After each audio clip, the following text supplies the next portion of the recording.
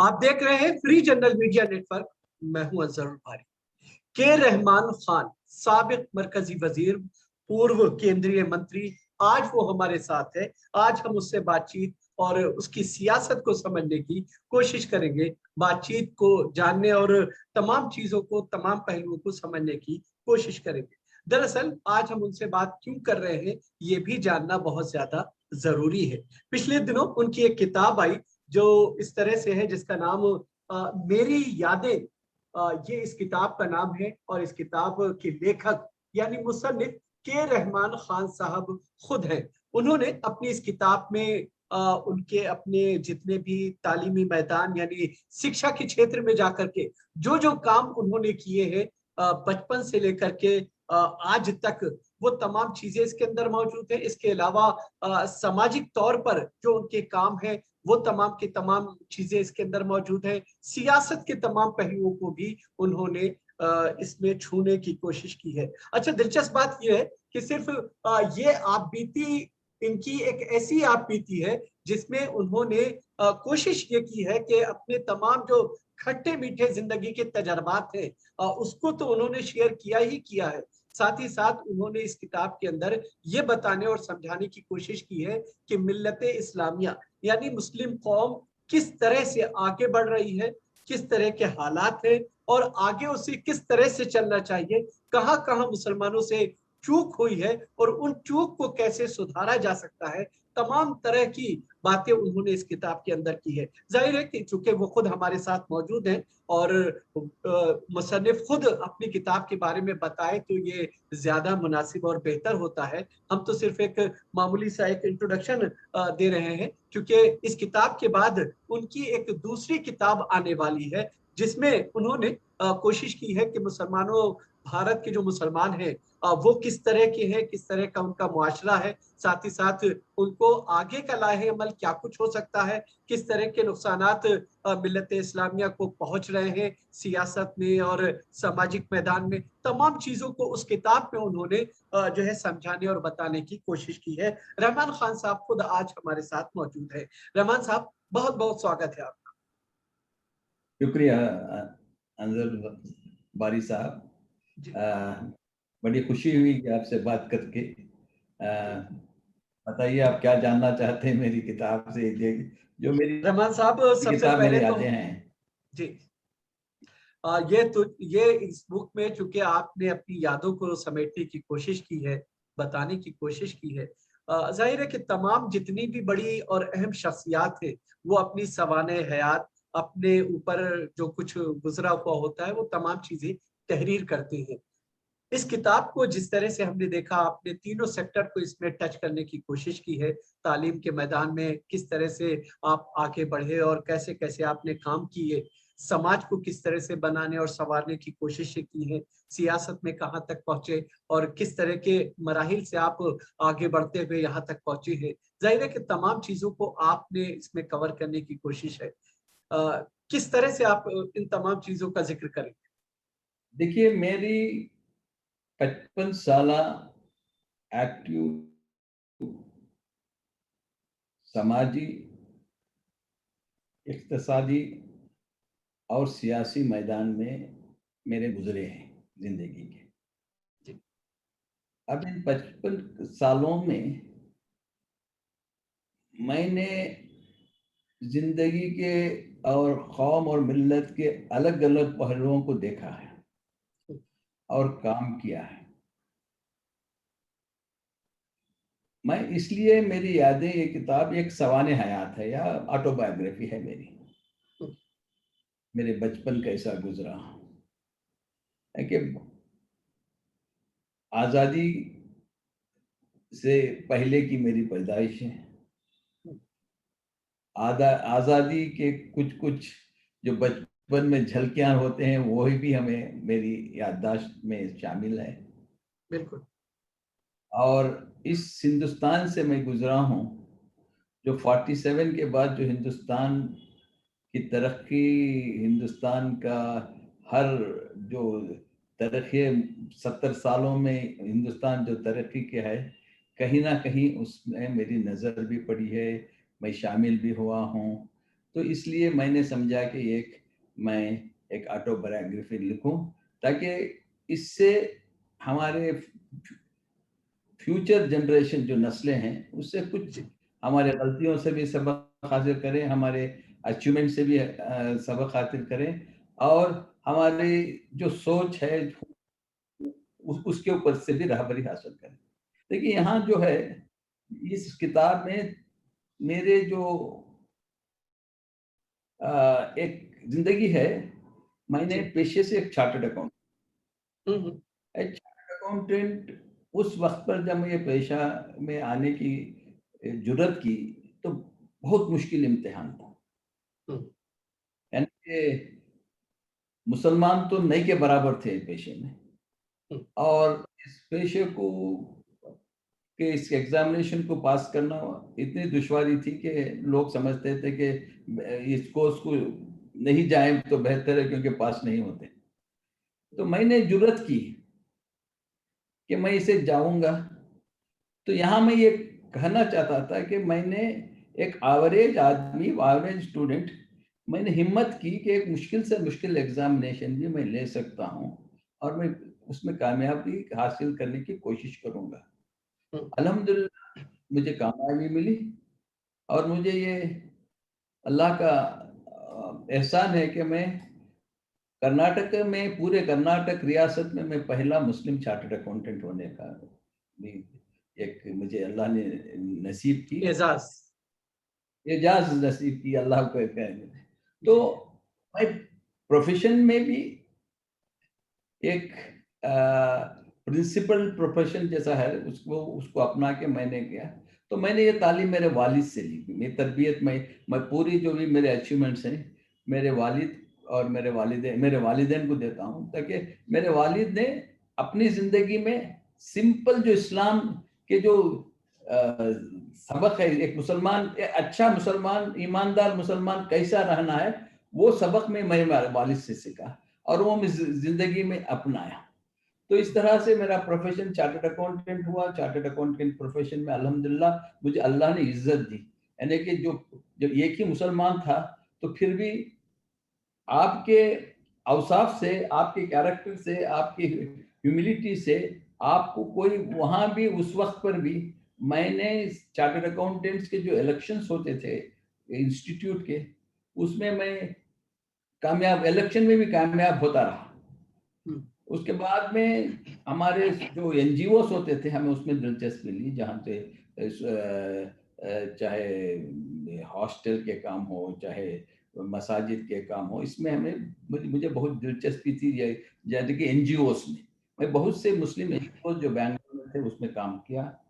उसके बाद में अल्लाह ने मुझे मौका दिया कि लेजिस्लेटिव काउंसिल को मेरे नाम प्रपोज किया गया।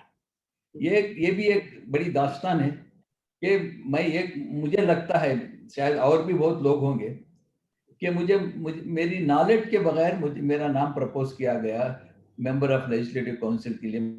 मुझे पता भी नहीं था कि कोई मेरा नाम, कहीं दूर मेरा नाम प्रेजेंट कर रहा है। मतलब आप चार्टर्ड अकाउंटेंट थे और अचानक से जो है क्या कहते हैं, इस तरह की चीजें होती हैं कि आपको सियासत में लाए जाने की बात होती है।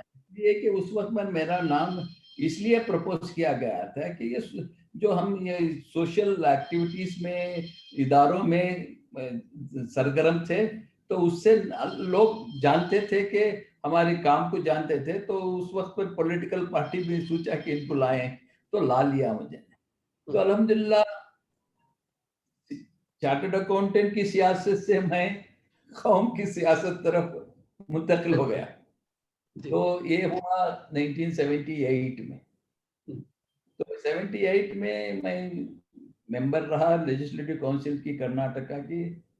उसके बाद अल्लाह ने मुझे और एक मौका अता किया कि वो काउंसिल का चेयरमैन बनने का भी मौका दिया।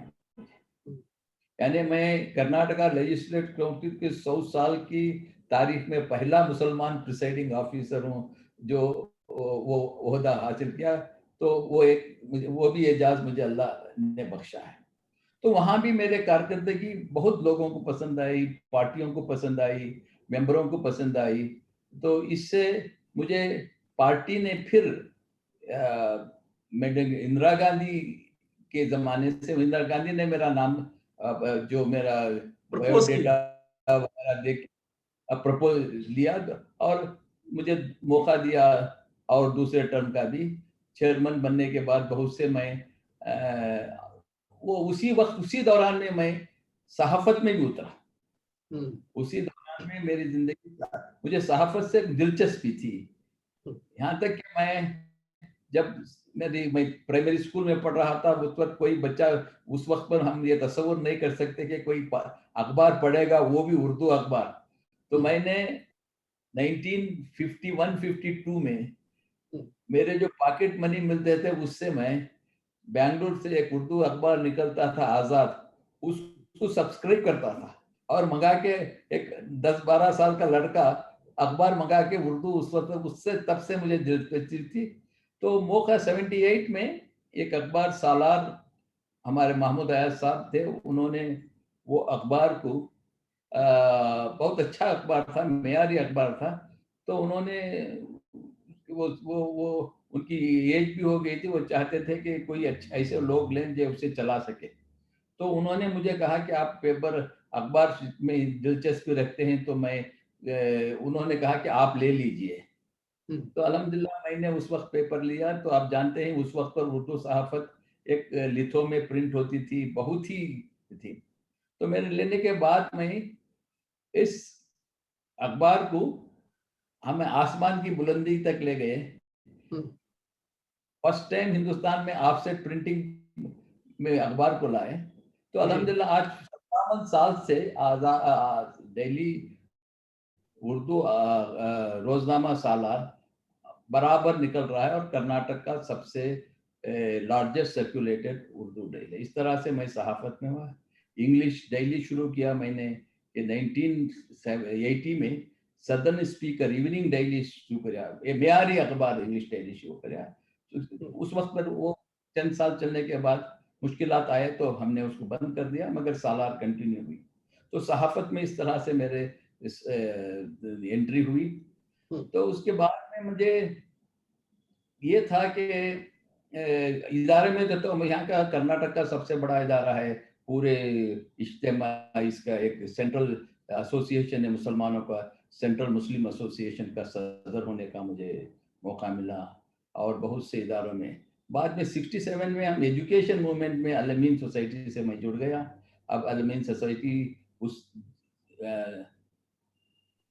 60s 70s and 80s and 90s के दहाके में, ये 30-35 साल में सारे हिंदुस्तान का एक मेयारी तालीमी मूवमेंट बन गया, जिससे हमने बहुत से इंस्टीट्यूशंस की बुनियाद डाली, हॉस्पिटल की बुनियाद डाली, मेडिकल कॉलेज की बुनियाद डाली, और एक पूरे हिंदुस्तान में एक मूवमेंट जैसा हमने शुरू किया। उसका नतीजा अल्हम्दुलिल्लाह पूरे मुल्क में तालीमी बेदारी पैदा हुई, और भी दूसरे इदारे कर रहे थे, एक बेदारी पैदा हुई। तो एक बेदारी लाने के लिए, और हमने बहुत से इदारे शुरू किए, मेडिकल कॉलेज है, इंजीनियरिंग कॉलेज है, फार्मेसी कॉलेज है, लॉ कॉलेज है।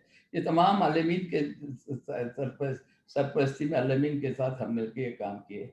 इस तरह ये एजुकेशन मूवमेंट में भी मेरी दिलचस्पी थी। वो दिलचस्पी अल्हम्दुलिल्लाह 18 साल तक मैंने वो अल-अमीन एजुकेशन सोसाइटी के चेयरमैन की बागडोर संभाली थी और उसको ऊंचाई तक ले गया।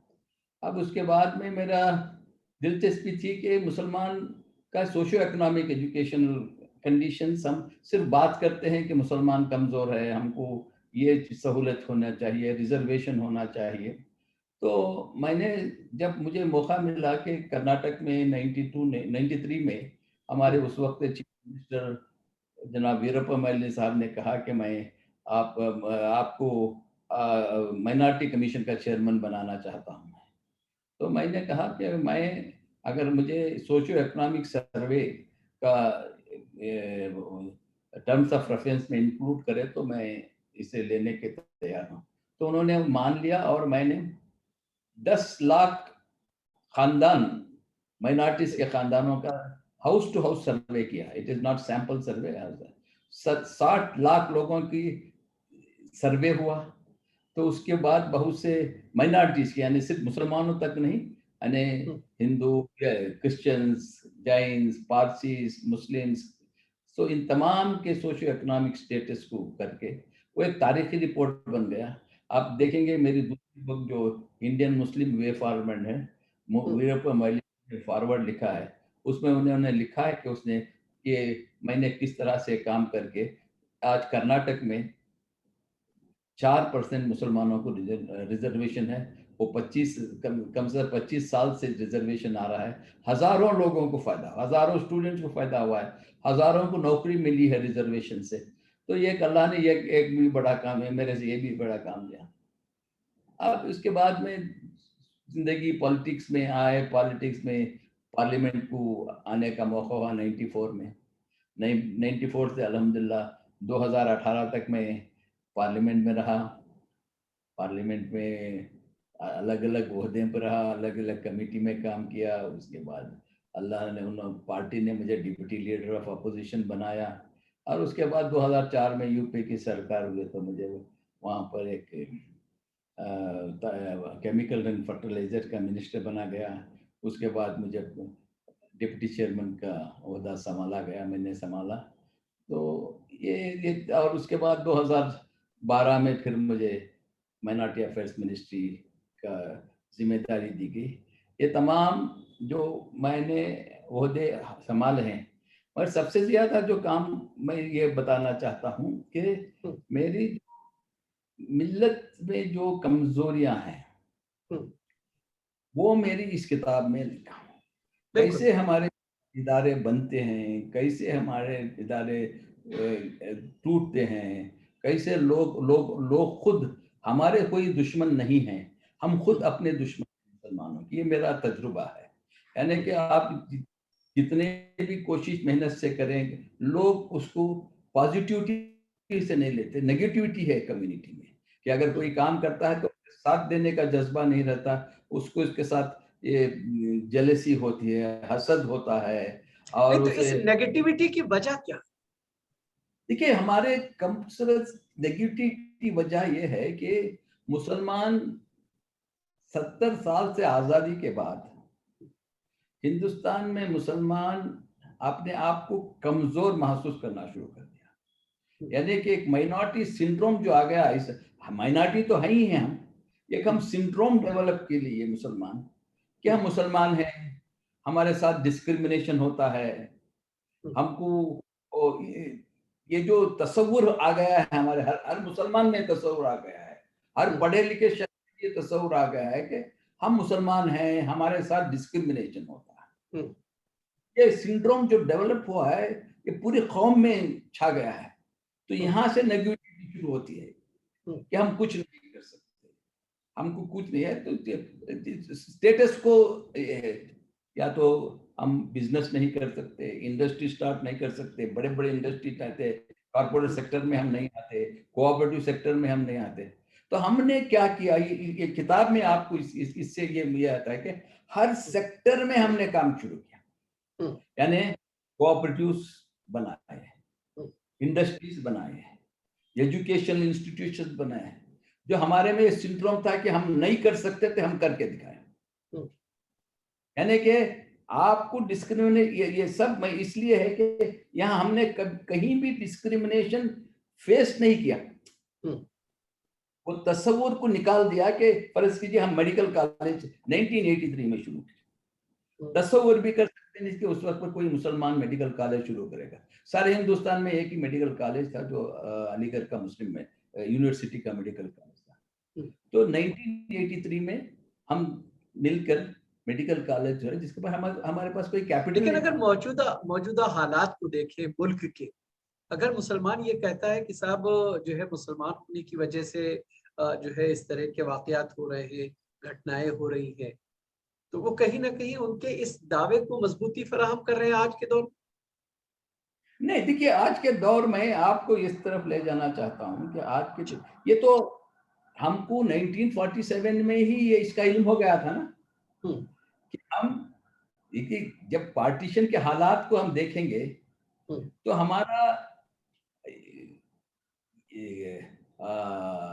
पार्टीशन के जब पाकिस्तान बन गया तो यह किस्म से हमारा जो नेगोशिएटिंग ये था, राइट था, वो चला गया, हम खो गए। दूसरे नहीं खोए। तो हम 47 से ही अपने आप को अक़लियत समझने लगे और किसी ना किसी के या कांग्रेस पार्टी के बल पर जीना शुरू करे। और दूसरे पार्टियां नहीं थे, कांग्रेस पे हमने एतमाद किया कि कांग्रेस हमें हाथ पकड़ेगी, और खाली इलेक्शन के लिए कांग्रेस ने उस वक्त पर किया काम, मगर जो तरक्की होना था, जो ये सिंड्रोम को निकालना था, निकला नहीं है। वो कांग्रेस ने नहीं किया। नहीं, कांग्रेस से कोई पॉलिटिकल पार्टी के, खुद मुस्लिम लीडर्स ने नहीं किया। यानी कि आप देखेंगे कि अंबेडकर ने, आज का सिनेरियो मुसलमानों के साथ हो रहा है, 1930 में अंबेडकर ने प्रेडिक्ट किया था कि ऐसा होगा। आज जो हो रहा है वो अंबेडकर ने 1930 में गोलमेज कॉन्फ्रेंस लंदन में उनकी तकरीर में ये जिक्र है कि ये एक जमाना आएगा मेजॉरिटेरिज्म का, कि वहां पर ये जो चीजें अब मोदी की सरकार में हो रहे हैं, उन्हें उसका नक्शा खींचा है। तो क्या हमारे अकाबिर, हमारे जिम्मेदार, हमारे उलमाए कराम इसकी तरफ तवज्जो क्यों नहीं दिए? बिल्कुल, हम नॉन इश्यूज पे पूरी कौम और मिल्लत नॉन इशू में रही, या उर्दू का मसला, या अलीगढ़ यूनिवर्सिटी का माइनॉरिटी इशू का मसला, या जज्बाती मसले, इसी में हमको या तो उलझाया गया, हम उलझ गए। हमें कंस्ट्रक्टिव सोच के तरफ कभी भी हम नहीं ला सके। हमारे जो बड़ी, मैं इज्जत से उनका कहता हूँ, हमारे जो उलमाए कराम थे, सियासतदान थे या अकाबिर थे, इंटेलेक्चुअल कम्युनिटी थे, उन्होंने ये नेगेटिविटी को खत्म करने की कोशिश नहीं की, बल्कि उन्होंने नेगेटिविटी को तक़वियत दी। तो इसका नतीजा ये हुआ कि कलेक्टिवली द कम्युनिटी बिकेम, ये जो अपने आप को समझते हैं कि, देखिए आज कॉर्पोरेट सेक्टर लीजिए, 6000 से ज्यादा लिस्टेड कंपनीज हैं सेंसेक्स में, बॉम्बे स्टॉक एक्सचेंज में। ये पूरे मुल्क की ताकत है इंडस्ट्री। अब क्या 200 करोड़ मुसलमान इस 6,000 जो लिस्टेड कंपनीज हैं, हमारे गिनने से 100 कंपनियां भी नहीं, तो तरक्की कैसे होगी? अब कौन तरक्की देगा? तो ये क्यों नहीं आपने कोशिश की नहीं की? क्या कहीं आप सिंड्रोम ये डेवलप करें कि हमको नहीं मिलेगा, हमारे साथ डिस्क्रिमिनेशन का, आप कोशिश भी नहीं करे, घर में खामोश बैठ गए कि ये तस्वुर कर लेके जद्दोजहद, जो हम जद्दोजहद करना था वो नहीं किए, तो एक सिंड्रोम पैदा हो गया था, उसको खत्म करा। तो ये नेगेटिविटी जो कम्युनिटी में आ गई, इसका इसमें मेरी यादों में हम हर सेक्टर में काम किए। बिल्कुल, आपने इसमें जहद मुसलसल लिखा है बात कि किस तरह से हमें कोशिशें करनी है, और फिर आपके ख्वाबों की ताबीर क्या हो, उसका भी जिक्र कर रहे हैं आप। मैं वही बता रहा हूँ ना, देखिए एक चीज है। देखिए बैंक, हमने एक बैंक शुरू किया जी, वो कहते मुसलमान बैंक ही नहीं चला सकता, हमने चलाया बैंक, अल्हम्दुलिल्लाह एक शेड्यूल बैंक हो गई, उससे हजारों लोगों को फायदा हुआ। बट वहां वो बैंक और चंद लोग, जैसा मैं भी हसद और जलन का शिकार हो गया, अपने कौम में उसको बर्बाद किया, दूसरे कोई आगे बर्बाद नहीं किया, रूमर्स वगैरह करके। अब उसमें मैं उसका भी तस्करा क्यों, एक अच्छा बड़ा इंस्टीट्यूशन किस तरह से अपनों में ये जो ईगो है, जलन है, हसद है, इससे लोग कैसे, हमारे अच्छे लोग उससे मुतासिर हो जाते हैं और उसको अपना कर हमारे खुद के दुश्मन हम हो जाते हैं। और हर कोशिश करते हैं कि अगर कोई तरक्की कर रहा है मुसलमान, या कोई इदारा तरक्की कर रहा है, तो हम उसकी तरफ एक अच्छी निगाह से देखते नहीं, अरे ये सब कर रहा है, कोई कर रहा है, उसके खिलाफ बोलते हैं, उसके खिलाफ बोलते हैं, इसके खिलाफ बोलते हैं। यही चल रहा है मिल्लत में। अगर उलमा के खिलाफ तो ये इस तरह के मसाइल ना होते हैं जैसा आज जो है, ये इंटेलेक्चुअल कम्युनिटी अपने आप को अपने घरों में बैठ के पूरी मुल्क की तस्वीर खींचते हैं, तो इस तरह से कहीं भी एक इज्तिमाइयत का नजारा ही नजर नहीं आता। अगर आज एक इदारा बनता है तो कल उसको तोड़ देते हैं, किसी न किसी से तोड़ देते हैं। तो ये चीजें जो हैं, ये मिल्लत में कमजोरी है, जो मौलाना आजाद ने 1947 में के पार्टीशन के पहले भी मुसलमानों को एक सही दिशा दिखाने की कोशिश की, मगर अफसोस जो सही दिशा दिखाता है हमारे में, उसको तो कंडम कर देते थे। जो जज्बात, देखिए मुसलमानों में मेरी सोच ये है कि मुसलमान बहुत जज्बाती है और हम हर चीज को इस मजहब से जोड़ देते हैं। तो मजहब से जोड़ देते हैं और जज्बाती हो जाते हैं तो हम कुछ भी काम नहीं कर सकते। तो यहाँ पर जो है एक डर पैदा हो गया कि हम मुसलमान या मजहब खतरे में है, इसको प्रोटेक्शन करना चाहिए। तो इस तरह तो इस वक्त हिंदुस्तान का मुसलमान जो है अपने मजहब को बचाने में लगा हुआ है। देखिए मजहब को अल्लाह बचाएगा। हाँ। मैं तो जी अल्लाह का दीन है, अल्लाह हमारा ईमान है, हम कौन होते मजहब को बचाने वाले। अल्लाह देखिए जिस दिन से अल्लाह ताला आदम अलैहिस्सलाम पैदा हैं, ऐसे हमारे पास हिदायत है कुरान में। कुरान एक तारीख भी हमको तारीख भी बताता है कुरान, किन किन कौमों के साथ क्या क्या हुआ, उसे सबको सबक लेना पड़ेगा। तो हम इस्लाम को बचाने वाले हम ये हमारा ये गलत फहमी मन से निकालनी चाहिए मिल्लत इस्लामिया कि वो इस्लाम को बचाएंगे या कोई खतरा। बिल्कुल, मैंने बार बार कहा है कि ये तस्वुरात का खतरा है। हम कोशिश देखिए, क्या हमारे सहाबा करम को दुश्वारियां नहीं आए? हमारे जो ममालिक को दुश्वारियां नहीं आए? तो हमको कोई क्या क्या दुश्वारी आ गई है? होता है, आरएसएस आता है और कल कोई आता है, कोई परमानेंट तो नहीं है। तो इसलिए हम कोशिश ही करना छोड़ दें।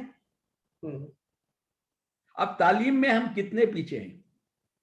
आज अगर हिंदुस्तान में 100 लोगों को में एवरेज 30 ग्रेजुएट्स हैं और मुसलमान 6 से 8 तक है। कितना गैप है दूसरों से और से कि कम से 20 लोगों का गैप है। इसका मतलब हुआ कि आप ये 20 का जो गैप आ गया है उसको फिलअप करने कितनी कोशिश करना चाहिए, दुगनी तिगनी तक है। अगर वो कोशिश नहीं की तो गैप बढ़ता जाएगा, आप पीछे रहते जाएंगे। आपको किसने रोका है? आज देखिए, एक 10-15 साल पहले हमारे पास मुसलमानों की यूनिवर्सिटीज नहीं थे। अल्हम्दुलिल्लाह आज मुल्क में 10-15, एक अलीगढ़ के वास्ते हमें रोते थे माइनॉरिटी स्टेटस, पूरी जिंदगी गुजार रहे और बरसों गुजार रहे। आज जामिया मिल्लिया भी है ना, जामिया मिल्लिया है, हमदर्द है, उसके साथ 18 प्राइवेट मुस्लिम मैनेज यूनिवर्सिटीज हिंदुस्तान में। बिल्कुल, उनको कैसे, उनके साथ क्यों डिस्क्रिमिनेशन नहीं हुआ? वो कोशिश किए स्टार्ट करें। अब अजीम प्रेम जी एक मुसलमान, सारे दुनिया का एक बहुत बड़ा मालदार, उससे बड़ा सखी आज तक हिंदुस्तान में पैदा हुआ नहीं, अंबानी भी नहीं है। तो वो मुसलमान है, उसको क्या डिस्क्रिमिनेशन नहीं हुआ? उसके साथ क्यों नहीं हुआ? यानी आप मानते हैं कि मुसलमानों के साथ ये जो डिस्क्रिमिनेशन की सोच एक घर कर गई है उनके दिलों में, वो निकालना चाहिए और आगे बढ़ना चाहिए। डिस्क्रिमिनेशन तो है भाई, डिस्क्रिमिनेशन अपनों में ही डिस्क्रिमिनेशन होता है। फैमिली में अगर 5 बच्चे हैं, वालिद की एक अच्छा पढ़ रहा है, दूसरा नहीं पढ़ रहा है, दूसरा पढ़, वहां भी डिस्क्रिमिनेशन होता है, फैमिली में भी डिस्क्रिमिनेशन होता है। तो डिस्क्रिमिनेशन ये पार्ट ऑफ लाइफ समझना चाहिए। बिल्कुल, तो हमारे आप उसको फाइट करना चाहिए। कॉन्स्टिट्यूशन है, कॉन्स्टिट्यूशन के ऊपर हमको यकीन होना चाहिए, अदालतों में यकीन होना चाहिए। हम और हमारे मामलात को हम इज्तिमाई ऐसे ना कि हमारे मामलात को अदालत में ले जाना चाहिए की देर ना चाहिए। अच्छे एडवोकेट्स होना चाहिए हमारे में, अच्छे डॉक्टर्स होना चाहिए। हम देखिए, जब तक आप इज्तिमाई मुसलमान हिंदुस्तान में सोसाइटी को देने वाला नहीं बनता, वो ताकत हम नहीं पैदा करते, तो आपको कोई नहीं पूछेगा। देखिए, समाज में उसी की इज्जत होती है जो कुछ दे सकता है समाज को। बिल्कुल। अब हमारे सरदार जी भी माइनॉरिटी से, हमारे से पॉपुलेशन 1.5-2 करोड़ की है, मगर वो मुल्क को 20% आर्म फोर्सेस वो फराहम करते हैं, मुल्क को देते हैं। क्रिश्चियन कम्युनिटी हॉस्पिटल देती है, educational institution, top educational institution देती है, उनकी मांग है, उनको है। हम समाज को क्या, हम समाज में हैं तो समाज के लिए हम क्या दे रहे हैं? लेकिन अगर अगर ये भी सच है कि अगर हम जो है देखते हैं कि अगर मुस्लिम बच्चे जो है, चाहे वो पुलिस भर्ती का मामला हो या सेना का मामला हो, उसमें जाने का जिसका आप जिक्र कर रहे हैं, लोग जाते हैं, उनकी छटनी हो जाती है। ये भी एक चीज है। देखिए, मैं इसका एक तो छटनी हो सकती है, मैं डिस्क्रिमिनेशन है, इसे ये कानून में है, कॉन्स्टिट्यूशन में भी वर्ड डिस्क्रिमिनेशन यूज हुआ है, ये समाज में है, इंसान की फितरत में डिस्क्रिमिनेशन है। मगर डिस्क्रिमिनेशन के लिए खामोश बैठ जाना, क्या तस्वर कर लेना कि मेरे साथ डिस्क्रिमिनेशन, अब कितने आईएएस बच्चे पास हो रहे हैं, कैसे उनके साथ क्यों डिस्क्रिमिनेशन हो रहा है? कितने लोग आर्मी जनरल्स बन गए हैं, वो कैसे बन गए अगर वो भी कोशिश नहीं करते? आर्मी एयरफोर्स चीफ बन गए मुसलमान, बने या नहीं? बिल्कुल। अब आज आर्मी में मेजर जनरल्स हैं, लेफ्टिनेंट जनरल्स हैं, मुसलमान भी हैं ना। आप तस्वुर करके चटनी हो रही है देखिए, आप विन करना है तो आप फतह हासिल करना है तो रेजिस्टेंस को फेस करना है। यानी इसका मतलब ये हुआ रहमान साहब, इसका मतलब ये हुआ कि जो अल्लामा इकबाल साहब ने एक शेर कहा था कि नशेमन पर नशेमन इस तरह तामीर करता जा कि बिजली गिरते गिरते आप खुद बेजार हो जाए। यानी जो छटनी करने वाले हैं, आप ये कहना चाहते हैं कि जो छटनी करने वाले वो थक जाए। वही मेरी यादें किताब पूरी तरह से हर फील्ड में अगर उसका तज्जिया करेंगे तो हमने हर चीज हासिल की, एक ग्रुप ने, एक पर्सन ने, एक शख्स ने। तो हमारे साथ यानी कि ये माना हुआ है कि रहमान खान ही मुसलमान की एक फर्द है, तो उसके साथ भी डिस्क्रिमिनेशन होना है, उसके साथ भी डिस्क्रिमिनेशन हुआ है, फिर भी वो सिंड्रोम अगर हम नहीं डेवलप करें तो आगे बढ़ सकते हैं। अच्छा, आपने इस किताब में जब सियासत का आप जिक्र कर रहे हैं तो आप सरकारों को भी एक तरह से आईना दिखाती हुई नजर आती है। बिल्कुल। सरकारें, देखिए सरकारें, हमारी जो बदकिस्मती है कि हम सरकारों पर बहुत डिपेंड हो गए मुसलमान। हम सरकार जो होती है एक्चुअली फैसिलिटेटर है, प्रोवाइडर नहीं। वो आपको फैसिलिटेट करती है आपकी जिंदगी के हर चीज में।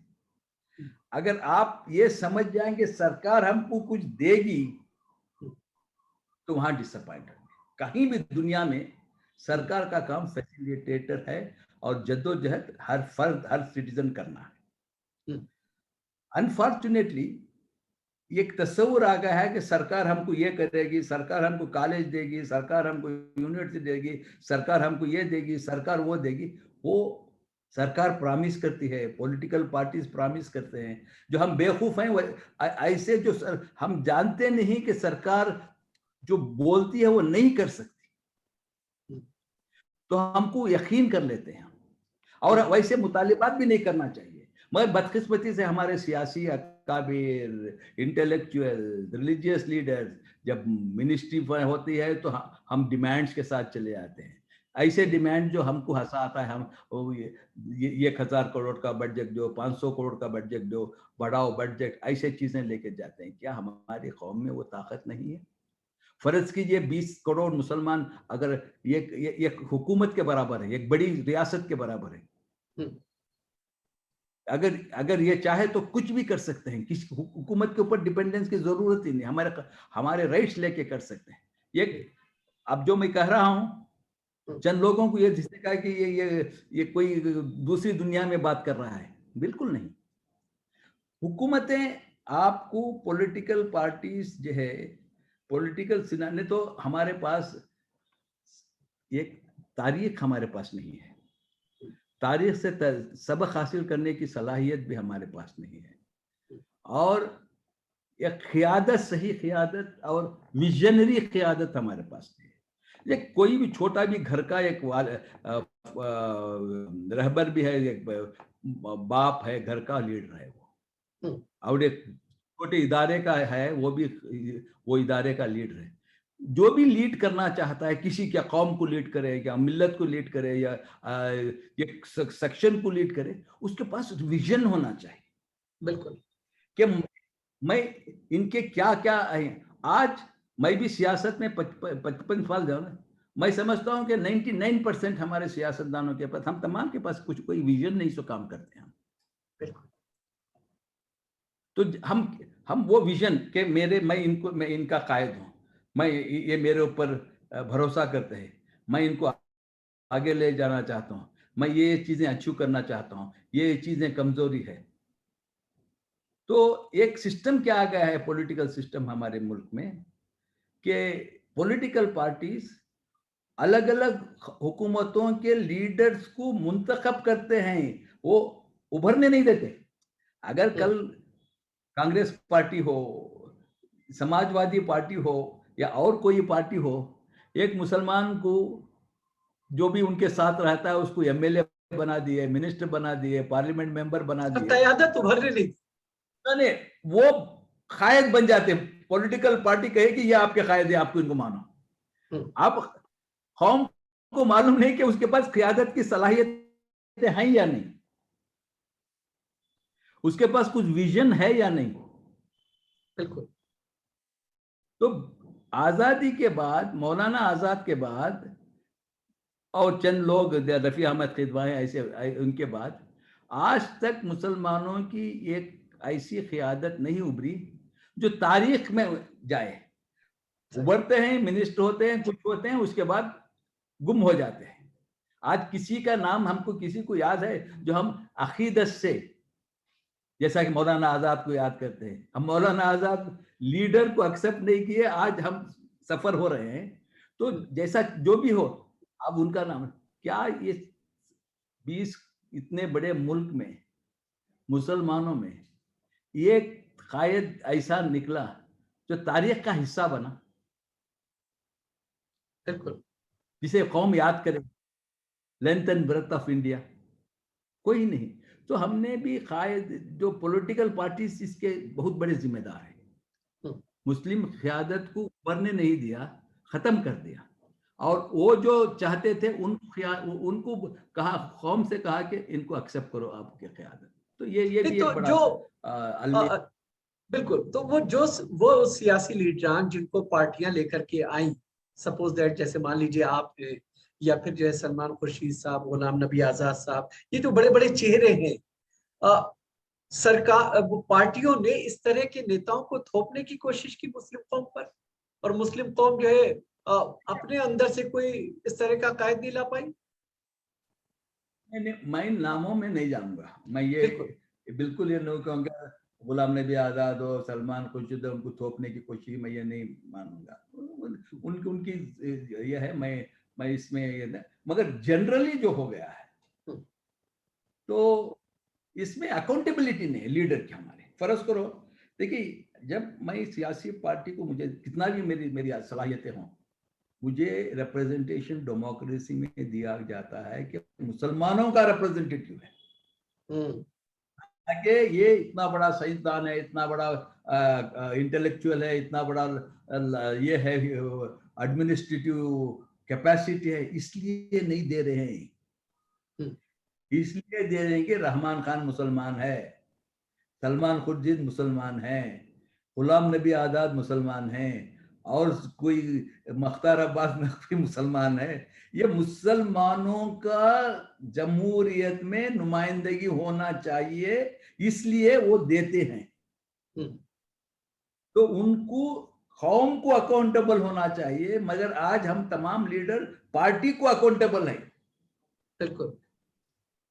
तो अकाउंटेबिलिटी, हिसाब दही हमारे पास आज तक कौम भी हिसाबदेही नहीं पूछी लीडर से, ना लीडर हिसाबदेही का जज्बा रखते हैं। ये एक चीज है। बिल्कुल। अच्छा, एक चीज और ये जानना चाहेंगे कि जिस तरह से चूंकि आपसे बातचीत में इस किताब में भी आपने उस चीज को जो है जिक्र किया है कि अयोध्या का जो मसला था, जिसकी वजह से ये कहा जा रहा है कि 1992 के बाद जब मस्जिद शहीद हुई, हालांकि अब तो फैसला हो गया और वो एक राम मंदिर की शक्ल में है, लेकिन ये मसले पहले भी सुलझाए जा सकते थे। मिल्लत के जो कायदीन थे उनकी अपनी नाआकिबत अंदेशी, अगर एक शब्द इस्तेमाल किया जाए तो वो कोई शायद गलत ना हो, वो कहीं ना कहीं एक अहम वजह रही है जिसकी वजह से आज हालात इस तरह के बने हुए। ये बिल्कुल आपने सही कहा कि चाहे बाबरी मस्जिद का या अयोध्या का मसला हो, चाहे ट्रिपल तलाक का हो या शाहबानू का मसला हो, ये सब नॉन इश्यूज है मेरे नजरिए में। इनका अंजाम हमें पहले ही मालूम होता है कि एक मेजॉरिटेरियन इसमें आप एक तनाज़े को इस हद तक ले जाते वहां अना का सवाल बन जाए दोनों कौमों का। तो जब दोनों कौमों का अना का मसला है तो जाहिर है कि मेजॉरिटी जीतेगी। ये दुनिया का कानून हो गया है। तो इसमें हम ऐसे मसलों को तनाज़ा मसला बनाना चाहिए। तो ये बात मैंने मेरी पूरी सियासी लाइफ में मैं बहुत से उलमाए कराम से तबादले ख्याल किया हूँ। उस वक्त भी कहा हूँ, आज भी वह मेरा मौक़िफ़ है कि ये जो मसाइल हम उठा ले ये अना के मसाइल है। मैं देखा हूँ यानी कि इसमें चंद ऐसे लोग जुड़ जाते हैं, हमारे उलमाए कराम भी बेबस हो जाते हैं। ऐसे अनासिर जम जाते हैं जो अपना अना का मसला बना के वो अपनी शख्सियत को उभारने के लिए कुछ भी करने के लिए तैयार। तो वहां आके पूरे उम्मत मुस्लिम के जो उलमा जो अच्छे अकाबिर भी हैं वो भी बेबस हो जाते हैं। मैंने ये बाबरी मस्जिद का मसला मौलाना अली मियाँ रहमतुल्लाह अलैह, मौलाना काजी मुजाहिद इस्लाम रहमतुल्लाह अलैह, मौलाना पारेख साहब, इन तमाम से मैं 1-to-1 डिस्कस किया। जो उनके जज्बात से एहसासात थे, जो फैसला करने से सही नतीजे पे आने से डरते थे कि उनको बदनाम कर दिया जाएगा। आज क्या, क्योंकि वैसे अनासिर एक फैसला, क्योंकि इस्लाम में कोई भी नेगोशिएटेड सेटलमेंट होना चाहिए तबादले ख्याल से, एक स्टैंड लेके उसके ऊपर ख़त्म हो गया तो मिल्लत को नुकसान होता है उसका। हर अब बाबरी मस्जिद का लीजिए, ट्रिपल तलाक का लिए, उस वक्त के अगर हम अच्छी बात भी कहें तो हमारे लिए हमको बदनाम कर देते। बाबरी मस्जिद का तनाज़ा मैं पहले से था कि इसको हल किया जाए। नहीं, एक बार तो बाकायदा 2003 की बात है कि जब तकरीबन मामला सेटलमेंट की तरफ चला गया था। नहीं भाई, मैं बता रहा हूँ, अगर सेटलमेंट जाता, कोई एक उठ जाता है कि उनको तो बदनाम कर जाता है, सेटलमेंट को नहीं, कोई हिम्मत नहीं कर सकता। तो ये होता आ रहा है। इसमें कौम पूरी उलझ गई, तरक्की की तरफ हमारी तवज्जो नहीं हुई, लोगों के एम्प्लॉयमेंट क्रिएट करने की तरफ तवज्जो नहीं हुई, हमारी इक्तिसादी मामलात की तरफ तवज्जो कौम की रुक गई, तालीम की तरफ तवज्जो रुक गई, पूरी कौम मुलविस हो गई। बाबरी मस्जिद में पूरी कौम, ट्रिपल तलाक में पूरी कौम, शाहबानू केस में पूरी कौम, तारीख गवाह है। अब ये किसको कसूरवार ठहराते हैं आप? पूरी कौम कसूरवार है। अपनी बर्बादी में, हमारी बर्बादी में हम पूरे हैं, अच्छे भी हैं, बुरे भी हैं, हम तमाम अपनी बर्बादी की के ये है वजूद है, हम खुद हैं। चंद लोगों की अना के लिए अगर हम और ज्यादा रिसर्च करें, दायरे में जाए, इसकी तारीख को पढ़े, तो हाँ, ये वाज़ेह तारीख लिखने वाले इंशाल्लाह लिखेंगे कि हमने कितनी बड़े फैसला ना करके उम्मत का कितना नुकसान पहुंचा, तारीख लिखने वाले लिखेंगे। आज हम खुश हो जाएंगे, हमारी अना का एक सेटिस्फैक्शन होगा कि हमने नहीं, हम डट के खड़े रहे, हम डट के खड़े रहे। मगर तारीख लिखने वालों ने लिखेंगे कि मुसलमान बहुत ही कौम को बर्बादी में मुसलमान ही जिम्मेदार थे। अच्छा, एक चीज जो है अक्सर ये लोग कहते आए हैं और पार्टियां भी इस शब्द को इस्तेमाल करती रही हैं कि मुसलमान एक वोट बैंक है। क्योंकि आपने तमाम चीजों को बड़े करीब से देखा है, आपको लगता है कि अब इस तरह के हालात हैं कि जो है हालात चेंज हो सकते हैं? बिल्कुल चेंज हो सकते हैं। जी। देखिए, कोई भी चीज मुस्तकिल नहीं रहती। हमने बहुत से इन 47 सालों में बहुत से दंगे देखे हैं, कम्युनल राइट्स देखे हैं। हर वक्त यही एहसास होता है कि क्या हम इससे निकल पाएंगे, तरक्की कर पाएंगे। ये सिलसिला दुनिया में जब तक रहेगा सिलसिला चलता रहेगा, उतार चढ़ाव होता रहेगा।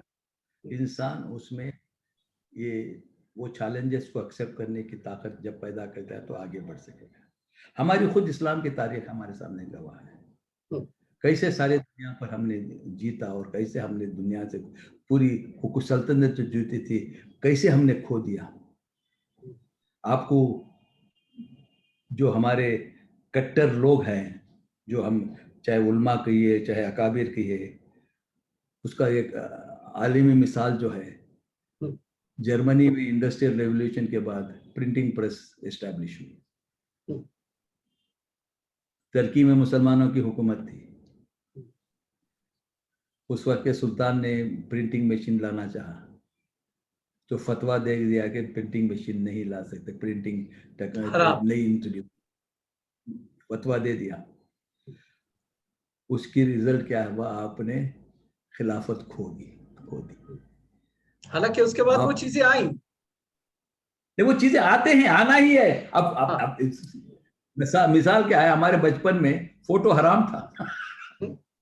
बिल्कुल, फोटो भी हराम था, साथ साथ अंग्रेजी पढ़ना हराम करार दे दिया गया था। हमारे बड़े बड़े उलमा इकराम अगर फोटोग्राफर आता तो ऐसा ये कर लेते थे, अपना टवा और रुमाल वगैरह ऐसा मूछ लेते थे। खुद हमने देखा है। बिल्कुल। आज कैसी तब्दीली आ गई? क्या उस वक्त वो सही थे या हम सही हैं? अब हम गलती हैं। तो ये तब्दीलियां आना है।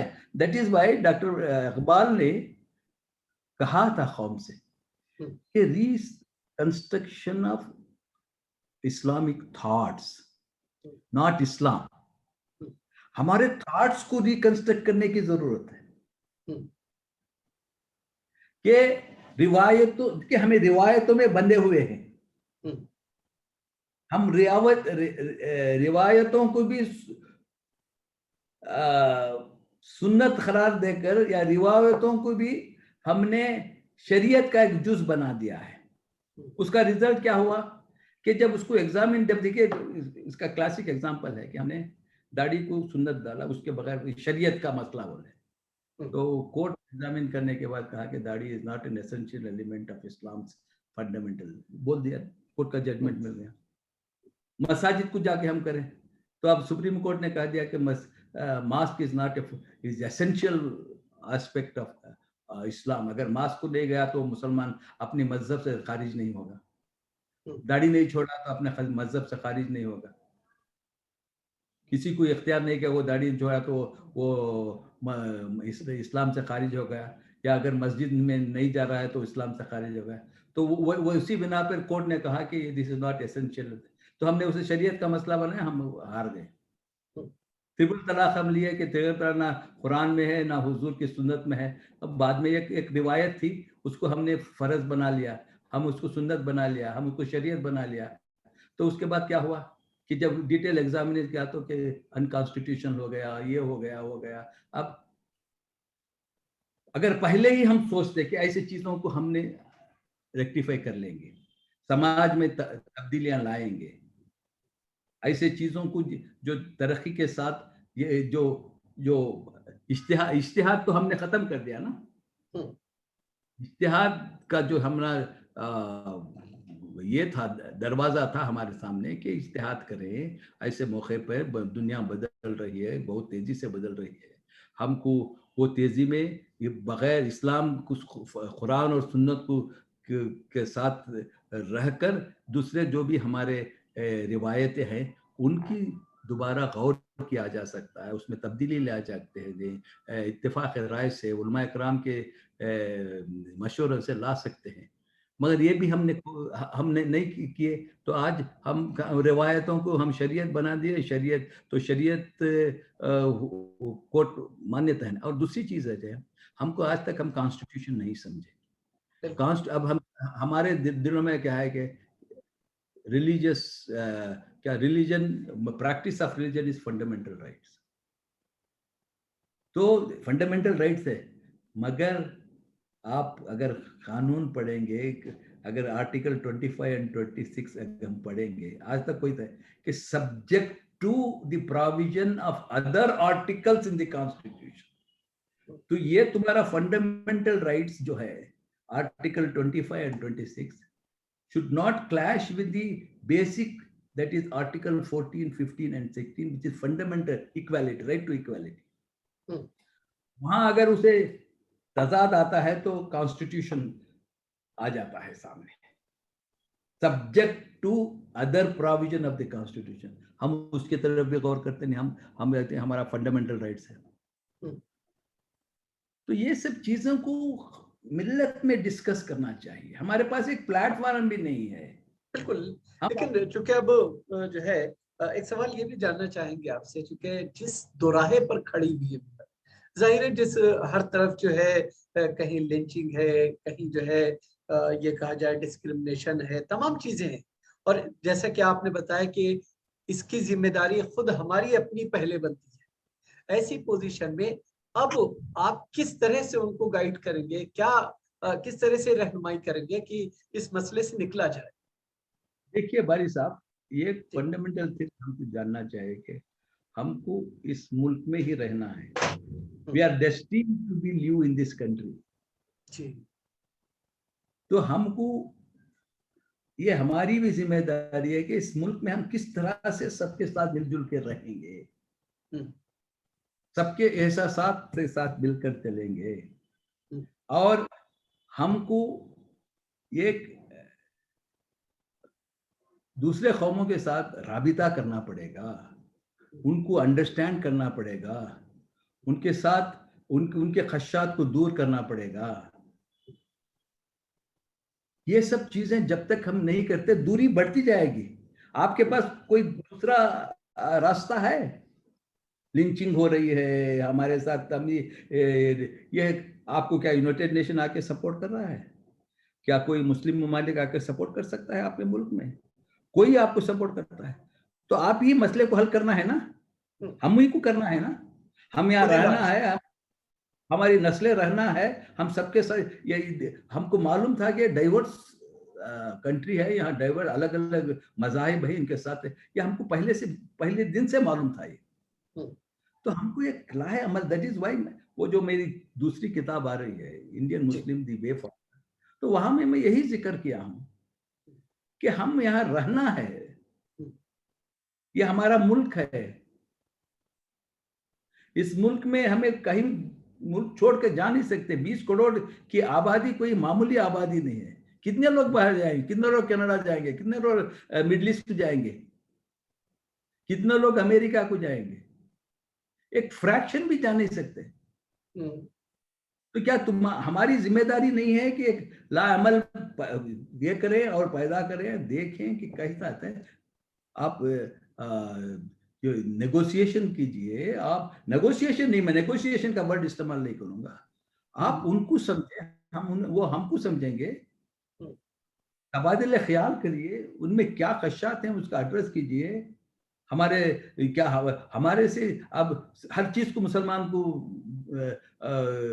दहशतगर्द बना देते, हर मदरसे को दहशतगर्द बनाते।